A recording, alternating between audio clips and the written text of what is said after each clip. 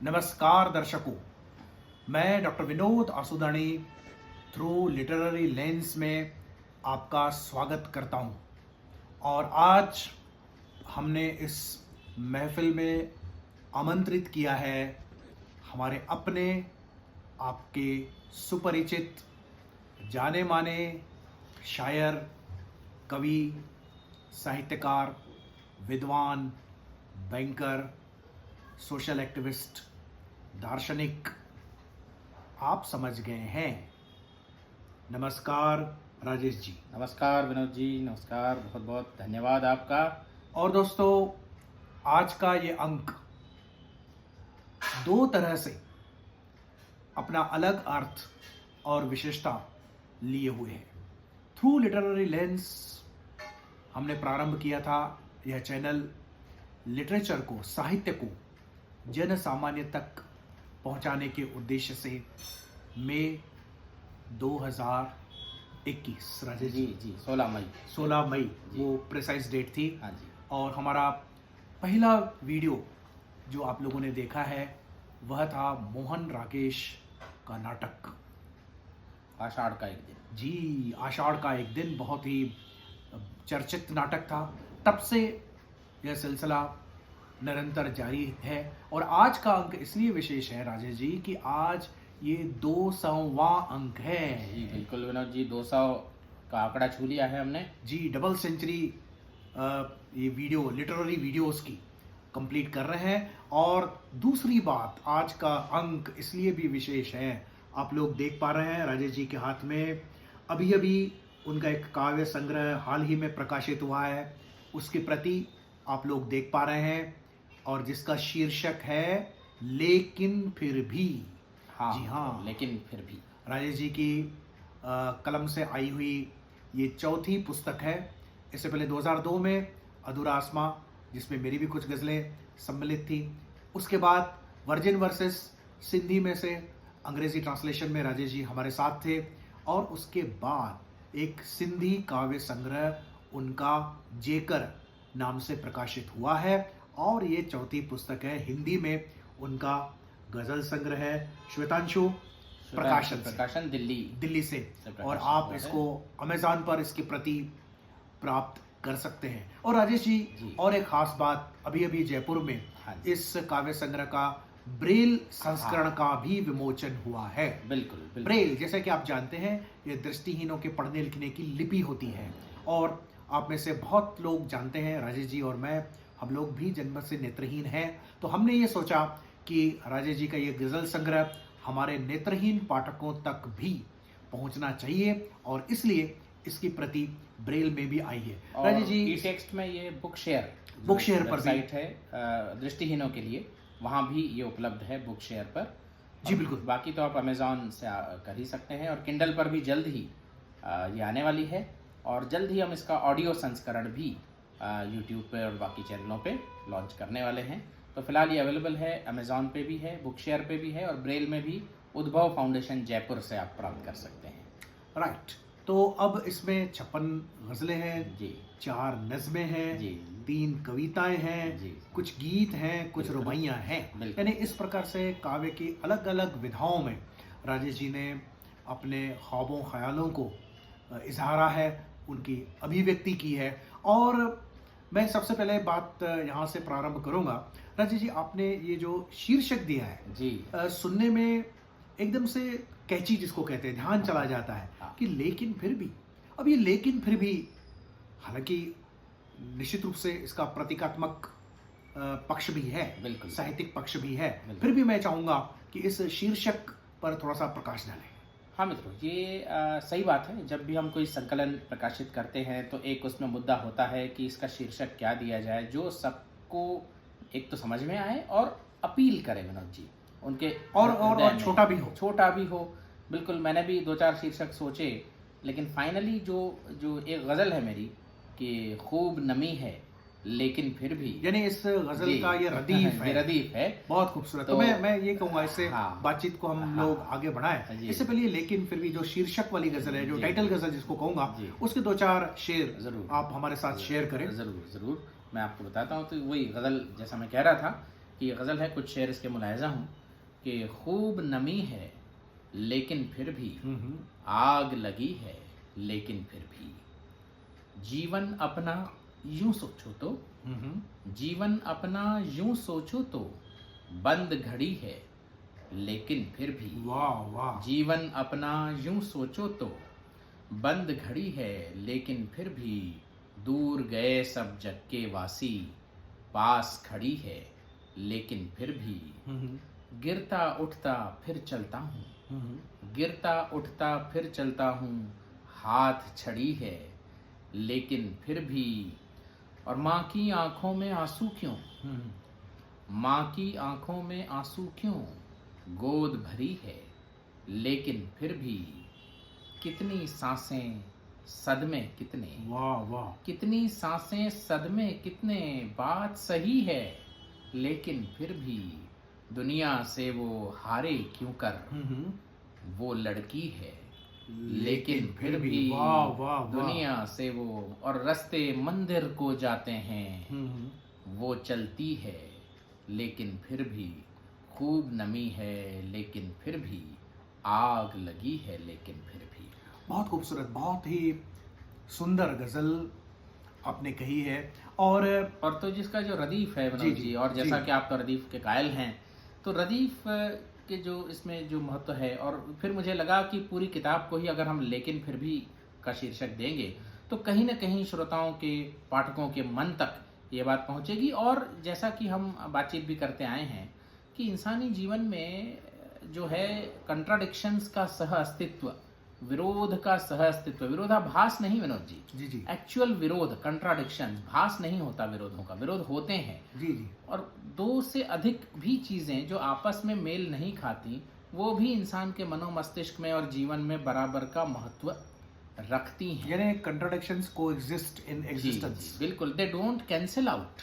वो गणित में कैंसिल आउट हो सकते हैं और जीरो हो सकता है, लेकिन इंसानी जीवन में कंट्राडिक्शंस डोंट कैंसिल आउट, दे को एग्जिस्ट। और मुझे तो जी, ऐसा लगता है कि न केवल जो विरोधाभास वो जी। दोनों का प्रभाव बना रहता है, हाँ। बल्कि उन दोनों का जो द्वंद्व है, जी, जी। वो द्वंद्व भी अपने आप में एक वास्तविकता है। हाँ, क्योंकि द्वंद्व से बचा नहीं जा सकता, द्वंद्व के साथ जिया जा सकता है। बिल्कुल, उससे बचा के या आप एक तरफा उसको रिजॉल्व करके, ऐसा कभी होता नहीं है। वो तात्कालिक रूप से हो भी जाए, लेकिन दीर्घकालिक रूप से ऐसा नहीं हो सकता। और आप द्वंद्व के साथ जीने को ही जीवन की कला तो इस मान सकते हैं। द्वंद्व की तरफ आपका ये रदीफ इशारा कर रहा है कि ये वास्तविकता है, लेकिन फिर भी लेकिन इसके फिर भी। बावजूद भी हाँ। जो अनकही सी चीजें हैं आपने रदीफ के माध्यम से वो इंकित कर दी हैं। बिल्कुल। और पाठक, पढ़ने वाला अपने मस्तिष्क पर जोर डालता है कि लेकिन फिर भी क्या क्या, इसके आगे का क्या। क्योंकि यही किसी भी शेर की ताकत होती है कि जो कहा सो तो कहा, जो नहीं कहा वो अधिक शक्ति के साथ, अधिक शिद्दत के साथ हमारे जहन में उभर करके आता है। तभी वो गज़ल जो है उसकी गज़लियत होती है और उसकी शेरियत होती है। सिर्फ जज्बात नहीं बल्कि ख़यालों की मजबूती भी आपके शायरी में। मैं एक बात कहूँगा कि रवायती जो गज़ल थी, रवायती गज़ल में इश्क मोहब्बत थी, जज्बात, एहसासों का जो इजहार था, लेकिन आपकी गज़ल उससे कुछ आगे कदम बढ़ाती है। और आपकी गज़ल में सिर्फ एहसास और जज्बात नहीं है, उनके साथ एक ख़यालों की गहराई भी है। तो इस चीज़ को आप गज़ल में कैसे देखते हैं कि क्या ख़याल प्रधान होना चाहिए या जज्बात प्रधान होना चाहिए? बेसिकली मेरा ये मानना है कि गज़ल जो कला है वो बहुत ही पावरफुल एक चीज़ है, बहुत ही शक्ति, क्योंकि हर शेर का अपना एक वजूद है, अपना मौजू है। तो गज़ल में केवल रूमानियत, केवल एहसास, केवल जज्बात नहीं हो सकते। पहले हुआ करते थे एक ज़माने में, लेकिन अब गज़ल उस मकाम तक पहुंच चुकी है कि उसमें हमारे ख़याल जिसको होने चाहिए, दिलो जहन दोनों की शिरकत उसमें होनी चाहिए, जिसको मैं इमोटो रैशनल व्यू पॉइंट कहता हूँ। किसी भी चीज़ को समझने जानने का जो नुक्ते नज़र है वो केवल जज्बाती या केवल जहनी नहीं हो सकता। जब तक हम इमोटो रैशनली उस चीज़ के अलग अलग आयामों को नहीं समझ पाते, नहीं सामने ला पाते, तब तक हमारी समझ अधूरी है। और गज़ल के शेरों में 2 लाइनों में इस चीज़ को लाना वाकई, जैसा आपने कहा, बहुत एक कठिन कार्य है। लेकिन फिर भी मैंने जैसे कोशिश की है, और बाकी भी शोरा कोशिश करते हैं, आप भी गज़ल के उस्ताद हैं, तो ये हमारा प्रयास निरंतर जारी रहता है कि हम किसी भी चीज़ को, हो सकता है कोई कोई शेर अधूरा भी रह जाए, कोई बात एक तरफा भी आ जाए, लेकिन जहाँ तक हो सके उस गज़ल में दोनों चीज़ों को ले, जैसे मैंने कहा ना, कंट्राडिक्शंस कोएग्जिस्ट, तो जज्बात भी हों और एक ज़हनी जो उसमें बातचीत हो। जैसे रेतीले कुछ ख्याल पाता हूँ, ज़हनी सहरा खंगाल कर बरसों, रेतीले कुछ ख्याल पाता हूँ, रोशनी पार उस सुरंग के नहीं, बल्कि मैं कुछ सवाल पाता हूँ। वाह! अब एक एक ज़हन में मेरे सवाल ये भी आता है कि आपकी गज़लें को जब मैं पढ़ रहा था जी। या जब मैं आपकी गज़लों को सुनता हूँ, हम्म, तो मुझे लगता है कि एक तरफ उर्दू गज़ल की रवायत का असर आपके गज़ल पर है।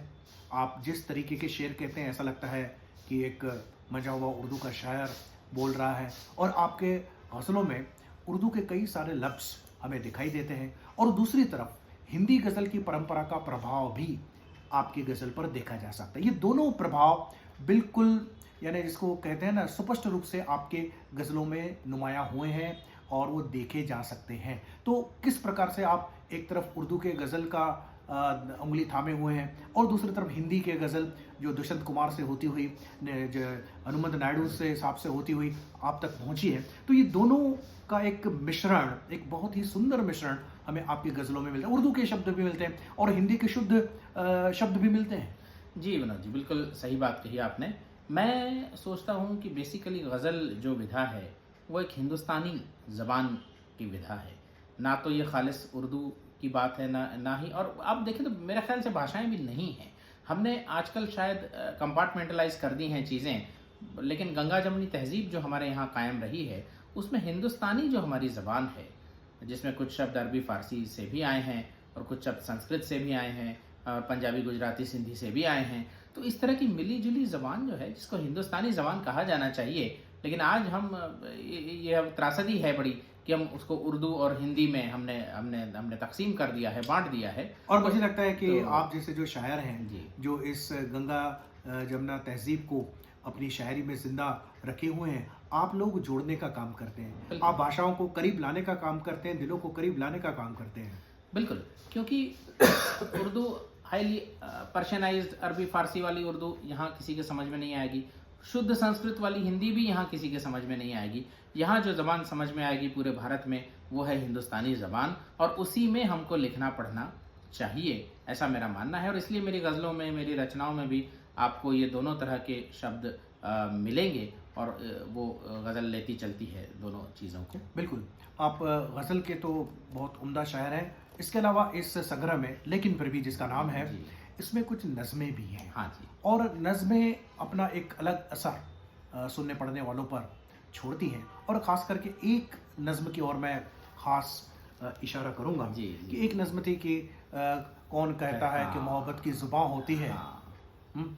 ये हकीकत तो निगाहों से बयां ये होती है। गज़ल शाहिर होशियारपुरी की है। साहिर होशियारपुरी साहब की गज़ल थी, और आपने बहुत साल पहले, यानी उस समय आपकी उम्र काफ़ी कम रही होगी, मैं कॉलेज में था, कॉलेज में 10वीं थे आप, 11वीं में था। और समाइन आप देखेंगे कि कॉलेज में पढ़ने वाला एक शागिर्द, उस पर इस नज़म का कैसा असर होता है, और उस नज़म को नज़म के ज़रिए उसका जवाब जब राजेश आसुदानी रकीब साहब देते हैं तो क्या कमाल करते हैं। और ख़ास मैं ये भी बता दूं कि मैं और राजेश जी, हम नाबीना हैं, यानी हम दृष्टिहीन जी, हैं, बिल्कुल। और बहुत बार साहित्य में ऐसा होता है, अदब में ऐसा होता है कि आंखों के रोशनी को हाँ, सब बहुत कुछ मान लिया अहमियत जाता दी है। जाती है, सब कुछ माना जाता है। और ख़ासकर प्यार मोहब्बत में तो ऐसा कहते हैं कि लफ्ज़ कुछ नहीं है, जो बड़ी बड़ी मोहब्बत का जो रहस्य है, जो मिस्टिसिज्म है लव का, वो आंखों से ही बयान होते हैं, निगाहों से बयान होती है। तो लेकिन इस बात को एक दूसरी दृष्टि से राजेश रकीब साहब देख रहे हैं, और हमेशा हम कहते हैं कि ये एक विकलांग विमर्श है। साहित्य को जब हम विकलांग परिप्रेक्ष्य में या उस संदर्भ में देखने का प्रयास करते हैं, तो हम जिस लीक पर चल रहे हैं, उस लीक से हट करके साहित्य के कुछ अन्य बिंदुओं को देख सकते हैं, छू सकते हैं और महसूस कर सकते हैं। तो मैं इस नज़म की ज़्यादा बात नहीं करूँगा, मैं तो ये चाहूँगा कि राजेश जी ये नज़म अच्छा, आप हमारे हाँ। सामाइन को सुना जी। दें, और मैं कहूँगा कि आप बड़े ध्यान से सुने और ये महसूस करने का प्रयास करें कि क्या मोहब्बत या प्यार का जो वास्ता है वो सिर्फ देखने से है या कुछ उससे आगे की चीज़ राजेश जी अपनी इस नज़्म में आपके सामने पेश कर रहे हैं? बिल्कुल विनोद जी, जैसा कि है कि इस लेकिन फिर भी में मेरी बहुत अलग अलग वक्त पर लिखी हुई गज़लें नज़में मैंने संकलित की हैं। कुछ गज़लें जब मैं हाई स्कूल में था तब की हैं, और जैसा कि ये नज़्म भी उसी ज़माने की है। और जब मैंने वो जगजीत चित्रा बड़े चटखारे ले लेके गाते हैं उस चीज़ को कि कौन कहता है मोहब्बत की ज़ुबान होती है, कौन कहता है, कौन कहता है, तो मेरे किशोर मन पे ज़रूर उसका असर हुआ होगा। और मैंने कहा नहीं साहब, मोहब्बत की ज़ुबान तो होती है, और इस नज़्म का उन्वान है मोहब्बत की ज़ुबान। जी जी। तो हम ये कहते हैं मोहब्बत की ज़ुबान होती है, हम ये कहते हैं मोहब्बत की ज़ुबान होती है, ये हकीकत क्या निगाहों से बयां होती क्या है। बात है, क्या बात ये है। हकीकत क्या निगाहों निगाहों से से बयां बयां होती होती है। इश्क को आँख की पुतली से बयां करना क्या, इश्क को हाथ की उंगली से बयां करना क्या, यूं तो तौहीन मोहब्बत की यहाँ होती है। हम ये कहते हैं मोहब्बत की ज़ुबान होती है। सबसे डर डर के और छुप के तो खता करते हैं, हाँ। सबसे डर डर के और छुप के तो खता करते हैं, यूं यहाँ रस्म मोहब्बत भी अदा करते हैं, यूं ही तकमील वफा इश्क जवां होती है। हम ये कहते हैं मोहब्बत की ज़ुबान होती है। ये हकीकत है निगाहें तो धोखा खाती हैं, ये हकीकत है निगाहें तो धोखा खाती हैं, बस ये उस जिस्म तलक जाके पलट आती हैं, और फिर दिल में वही आहो फुगा होती है। हम ये कहते हैं मोहब्बत की ज़ुबान होती है। अब बाकी सेंसेस की बात की गई है आगे। जी। वो सदा आवाज़, वो सदा इश्क की रंगीनियों में डूबी हुई, वो नज़ाकत भरा इजहार इसकी खूबी हुई, ऐसी ताकत सिवा आवाज़ कहाँ होती है। अरे वाह, हम वाह, ये कहते हैं वाह, मोहब्बत वाह, की ज़ुबान वाह, होती वाह, है। वो बहकते से तसव्वुर की बहकती खुशबू, अब देखिए साहब, तसव्वुर की खुशबू। तसव्वुर की खुशबू, वो बहकते से तसव्वुर की बहकती खुशबू, उन अदाओं में वो फूलों की महकती खुशबू, सबाए बागे उल्फत तो वहाँ होती है। वाह वाह। हम ये कहते हैं मोहब्बत की ज़ुबान होती है। अब देखिएगा कि वो किन्हीं मरमरी हाथों का छू गुजर जाना, वाह वाह वाह वाह, वो किन्हीं मरमरी हाथों का छू गुजर जाना, वो किसी जिस्म का थर्राना और सिहर जाना, ऐसी तासीर तो बस लम्स पिन्हा होती है। लम्स कहते हैं छुअन को। जी जी। तो ऐसी तासीर तो बस लम्स पिन्हा होती है। हम ये कहते हैं मोहब्बत की ज़ुबान है ये लाजिम कि रहे राह मोहब्बत में नज़र, बिल्कुल। कोई बैर नहीं है ये लाजिम कि रहे राह मोहब्बत में नज़र, जो बयां कर दे जज्बाते दिलो ज़हनो जिगर, वाह। पर सिवा इसके बहार ये न खिज़ां खिज़ां होती होती है। है। हम ये क्या, अब साहिर होशियारपुरी से बात कही गई है, गर यही सच है ओ साहिर तो बता मैं हूँ रकीब, मैं हूँ रकीब। गर यही सच है ओ साहिर तो बता मैं हूँ रकीब, क्या मोहब्बत ही नहीं लिखी गई मेरे नसीब, क्या न नाबीनों के न दिल नहीं जहाँ होती है। हम ये कहते हैं मोहब्बत की ज़ुबान होती है। जी तो बिल्कुल, ये बहुत आपकी नज़म जो है वो तारीखी है, एक हिस्टोरिक है, और बहुत दूर तक जाएगी और लोगों को सोचने के लिए मजबूर करेगी। और आप में से भी बहुत लोग सोचें कि जिसे नज़र नहीं है, दृष्टि नहीं है, क्या उस व्यक्ति के दिल में प्यार जब पैदा होता है तो कैसे होता होगा, क्योंकि वो तो सामने वाले को देख नहीं सकता। मैं मनोज जी एक बताऊँ, भाई कम बात बताई जाती है जी। कि किस तरह से इमेजिनेटिव ट्रांसफॉर्मेशन होता है। कोई भी लेखक जब कोई भी रचना लिखता है तो इमेजिनेटिव ट्रांसफॉर्मेशन होता है। कोई घटना, कोई बात, कोई किस्सा, कोई शब्द, कोई कुछ होता है। तो ये तो एक तो मैंने जगजीत चित्रा की चटखारे ले लेके गाने वाली बात तो बताई, पर मैं एक बड़ा लेट मी कन्फेस ऑनेस्टली कि एक मेरी मित्र थी, तो मुझे ज़रा अच्छी लगी एक ज़माने में। तो अच्छा। मैंने, हाँ जी, तो अब नाम तो नहीं लूंगा। नहीं साहब, वो सुनती होगी तो समझ जाएगी। जी जी। अब अल्लाह करे सुना करे, नहीं सुने तो ठीक है। पर जब मैंने उनसे इजहार किया तो उनका सीधा सा सवाल था विनोद जी कि आपने तो मुझे देखा ही नहीं, तो मैं आपको अच्छी कैसे लगी? तो सोचिए, अब ये जो बात होती है, this is a fundamental Yeah. Problem, मैं Yeah. बोलूंगा Yeah. कि यदि आपने देखा ही नहीं तो मैं अच्छी कैसे लगी, यानी अच्छा लगना भी क्या देखने पर आधारित है क्या? तो हमें इससे आगे बढ़ना है। बिल्कुल। बाकी जो इंद्रिय है, बाकी जो सेंसेस हैं, वहाँ से भी जो एहसास आते हैं, छूने के, खुशबू के एहसास हैं, तो ये भी अपनी एक अलग अहमियत रखते हैं जब भी कोई मोहब्बत भरा रिश्ता कायम दो शख्सों के बीच में होता है। तो राजेश जी, आप गज़ल में, आपकी नज़मों में बहुत कुछ ऐसा है जिसे अंग्रेज़ी में हम थॉट प्रोवोकिंग बोलते हैं, जी जहाँ पर हमारा विचारों का मंथन प्रारंभ होता है और दूर तक हम सोचते चले जाते हैं। जब सोचते चले जाते हैं तो उसमें नए नए संदर्भ हमको समझ में आते हैं, नए नए बिंदु अर्थों के उभर करके सामने आते हैं और इस तरह से न केवल आपकी गज़लें दिल को सुकून देती हैं बल्कि हमारे मस्तिष्क का विस्तार करने में भी अपनी भूमिका निभाती हैं। तो दोस्तों, राजेश जी ने, लेकिन फिर भी जिनका काव्य संग्रह हाल ही में प्रकाशित है और मैं राजेश जी सभी की ओर से आपको बहुत बहुत बधाई दूंगा कि इतना सुंदर काव्य संग्रह आप हिंदी जगत को दे रहे हैं। और हिंदी पाठकों से मेरा निवेदन है कि आप समय निकाल करके इस संग्रह को पढ़ें। ये अमेज़ॉन पर उपलब्ध है और आप इसमें गज़ल को किस नए एंगल से, नए दृष्टिकोण से राजेश जी देख रहे हैं, आप स्वयं इसको महसूस कर पाएंगे। और इसमें सिर्फ गज़लें ही नहीं है, नज़्में ही नहीं है, इसमें कविताएं भी हैं। जी, जी। राजेश जी कविता जब लिखते हैं तो ऐसा लगता है कि कोई हिंदी का मंझा हुआ एक बहुत ही मैच्योर पोएट अपनी कविता पढ़ रहा है। राजेश जी, वो कविता हाँ जी। आपकी, मैं बिल्कुल, इसमें मुझे कोई झिझक नहीं है कहने में कि ये कालजयी रचना अरे है, जी, वो आपने कालजयी आपने रचना बड़ा- है और ये ना तो समय ना ही परिस्थितियों के बदलने से इसका अर्थ और संदर्भ बदलेगा। ये नित नई है कि हर पीड़ा उत्पीड़न सी है, जी। यह मनुष्य के जीवन सी है। जीवन सी बड़ी है। लंबी कविता है, जी, आप जी, कुछ मैं- बंद मैं- इसके जरूर सुनाएं और फिर आप चिंतन करें कि राजेश जी की दृष्टि, राजेश जी की पहुंच, राजेश जी की कलम कितनी दूर तक जाती है। जी विनोद जी, आपने तो बड़े ऊंचे धरातल पे हमें लाके खड़ा किया। ऐसी कोई बात नहीं है, बस श्रोता बस कुछ बंद इसके सुन लें और विचार करें, महसूस करें। इमोटो रैशनल, जैसा मैंने बात कही कि हर पीड़ा उत्पीड़न सी है, हर पीड़ा इसका शीर्षक है, हर पीड़ा। हर पीड़ा। तो वैसे मैंने जब ये कविता लिखी थी तब मेरा इरादा था कि इसको काफ़ी सारी पीड़ाएं इसमें सम्मिलित करूंगा जीवन की, पर बहुत कुछ हो नहीं पाया। पर हर पीड़ा उत्पीड़न सी है, यह मनुष्य के जीवन सी है। पहले मुझको भाती थी ये, राह पथिक दिखलाती थी ये। पहले मुझको भाती थी ये, राह पथिक दिखलाती थी ये, पर अब इससे अनबन सी है। वाह वाह, हर पीड़ा उत्पीड़न सी है। वह मनुष्य की बर्बरता हो या देहों की जर्जरता हो, हर घटना एक तृण कण सी है। हर पीड़ा उत्पीड़न सी है। आह अहिल्या का हो जो छल, एकलव्य का अपहृत जो बल। आह अहिल्या का हो जो छल, एकलव्य का अपहृत जो बल। कर्ण कवच के भेदन सी है, हर पीड़ा उत्पीड़न सी है।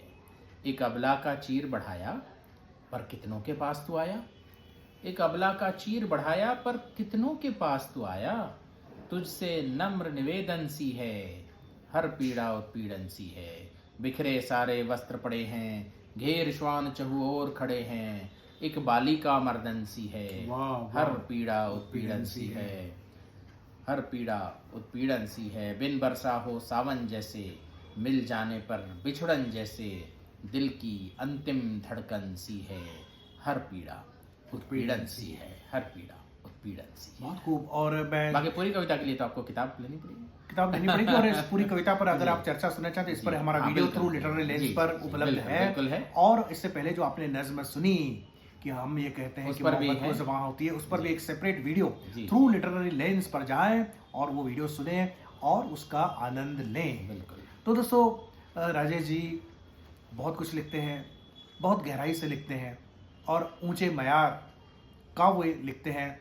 ये तो कहने की बात नहीं है, आप स्वयं इसको महसूस कर रहे हैं और आप इनको सुनते रहते हैं हमारे इस चैनल पर। और राजेश जी ने बहुत ही सुंदर गीत लिखे हैं, जिस गीतों की रवानी अपने आप में एक विशेषता है और जिस तरीके की गीत है उसका जो भाव पक्ष है बहुत ही प्रबल है। आपके गीतों का भाव पक्ष और आपकी गीतों की जो रचना है, जो जिसको डिक्शन कहते हैं, अपने आप में बहुत लयबद्ध है, बहुत ही संगीतमय गीत हैं आपके। तो मैं चाहूंगा कि चर्चा हम इस समाप्त की ओर ले जाएं। इससे पहले आप एक सुंदर सा गीत हमारे साथ शेयर करें ताकि जो लोग अभी तक अपना मन नहीं बनाया है किताब पढ़ने के लिए, वे लोग भी मन बना लें। खैर वो तो मतलब बनाए ना बनाए, पर एक गीत जरूर आपने जैसे कहा, जी स्वागत, मैं आपको सुना देता हूँ।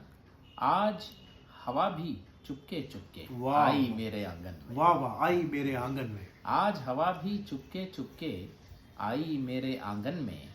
जाने कितने ख्वाब अधूरे लाई मेरे आंगन में। वाह वाह वाह। एक खिजा के आगे बोलो हस्ती क्या है बहारों की, गुलशन में तो नाम के गुल हैं, दुनिया है ये खारों की, मीत सभी तो बिछड़े मुझसे, उठ गई महफिल यारों की, हंसती रही रातों में बस तन्हाई मेरे आंगन में, आज हवा भी चुपके चुपके आई मेरे आंगन में। चांद तो हंसता है अक्सर ही मेरे दिल की हालत पर, तारों को भी नाज है अपनी तड़पाने की ताकत पर। चांद तो हंसता है अक्सर ही मेरे दिल की हालत पर, तारों को भी नाज है अपनी तड़पाने की ताकत पर। शबनम खुश होती है मेरी यूं रोने की आदत पर, वाह वाह शबनम वाह। खुश होती है मेरी यूं रोने की आदत पर, पर। ताने मुझको देती है परछाई मेरे आंगन में, वाह। आज हवा भी चुपके चुपके।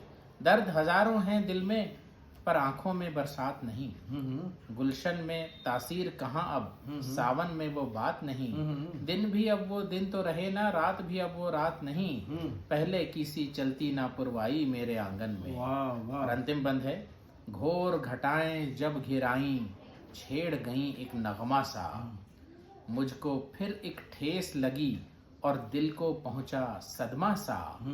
दर्द भी, ये सुनिएगा साहब, जी जी। घोर घटाएं जब घेराई छेड़ गई एक नगमा सा, मुझको फिर एक ठेस लगी और दिल को पहुंचा सदमा सा।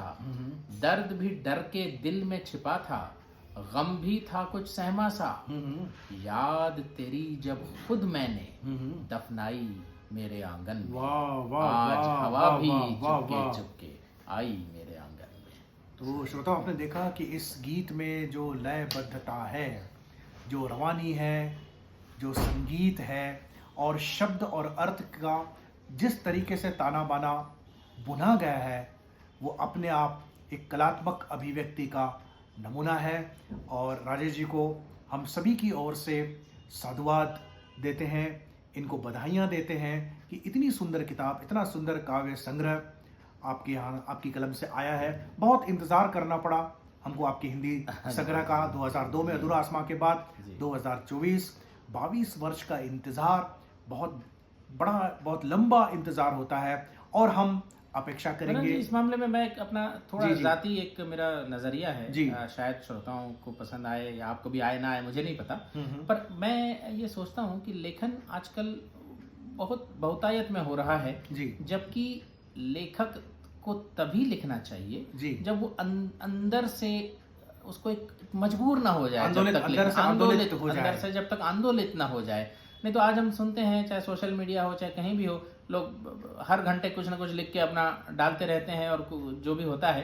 पर मैं थोड़ा इस मामले में थोड़ा कंजर्वेटिव किस्म का व्यक्ति हूँ कि हर घटना, और कोई घटना अगर है भी तो जब तक वो एब्जॉर्ब नहीं होती अंतर में, तब तक वो लेखन में वो नहीं नहीं, बिल्कुल मैं आपकी बात से इत्तेफाक रखता हूँ, लेकिन इंतज़ार इतना भी लंबा नहीं होना चाहिए। आप जैसे जो योग्य, सक्षम और गिफ्टेड जो राइटर्स हैं, मैं ऐसा कहूँगा, तो हर 5-7 साल में आपके यहाँ से कोई किताब आ जाए, कोई संग्रह आ जाए, तो ये हमारी खुशनसीबी होगी। हमें पढ़ने की जो ललक है आपको, उसके चलते मैं आपसे निवेदन करता हूँ कि 4-5 साल में कम से कम एक संग्रह आपके यहाँ से आना चाहिए। इसकी मैं अपेक्षा करता हूँ। ये है साहब कि उनकी उल्फत का यकीन हो, जी जी, उनके आने की उम्मीद, वाह, हो ये दोनों सूरतें, तब है बहार इंतजार। तो बहार इंतजार कायम रहेगी, आपको हम पर यकीन रहे। बिल्कुल। और हम इंतजार करेंगे कि आपके यहाँ से नई गजलें, नई नज़में, कविताएं, गीत, रुबाइयाँ आती रहें, हम उनका लुत्फ लेते रहें। दोस्तों, आज अनुमति दीजिएगा और ये 200वां अंक, the 200th episode of through literary lens we are dedicating to all of you. आप जरूर बताइए कि आपको ये कैसा लगता है, चैनल कैसा लगता है, और इस चैनल के लिंक आप दोस्तों, परिवार और पढ़ने लिखने वाले लोगों के साथ शेयर करें, क्योंकि साहित्य जीवन को सही अर्थों में समृद्ध, सुंदर और जीने लायक बनाता है। बिल्कुल। नमस्कार। नमस्कार।